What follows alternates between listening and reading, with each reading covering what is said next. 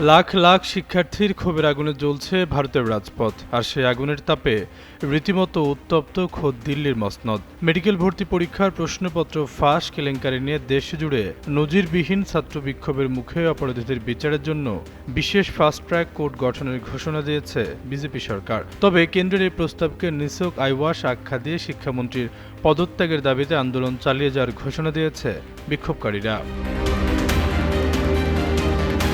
ভারতীয় সংবাদ মাধ্যম এনডিটিভি জানিয়েছে, এরই মধ্যে চলমান ককরোচ আন্দোলনকারীদের সাথে আলোচনার প্রস্তাব দিয়েছে মোদী সরকার। 22 জুলাই আন্দোলনকারীদের সাথে আলোচনার জন্য সরকার 4টি প্রস্তাব পাঠিয়েছে বলে জানিয়েছে কেন্দ্রীয় মন্ত্রী জিতেন্দ্র সিং। তবে আন্দোলনকারীদের পক্ষ থেকে আলোচনার বিষয়ে কোনো সিদ্ধান্ত আসেনি।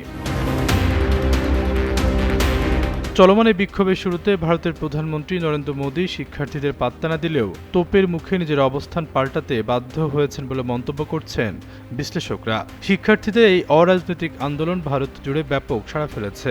বলিউড তারকা সালমান খান, নাসিরুদ্দিন শাহ থেকে শুরু করে বিভিন্ন অঙ্গনের তারকারা সামাজিক যোগাযোগ মাধ্যমে শিক্ষার্থীদের সাহসী ও শান্তিপূর্ণ অবস্থানের প্রতি সমর্থন জানাচ্ছেন। অনেকে যন্তর মন্তরে গিয়ে তাদের প্রতি সংহতি প্রকাশ করছেন।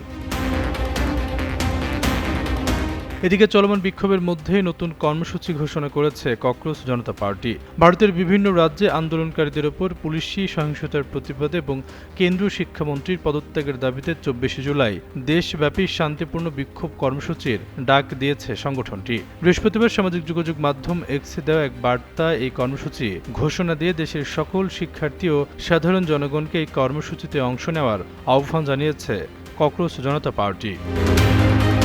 আশরাফুল ইসলাম, যুগান্ত নিউজ।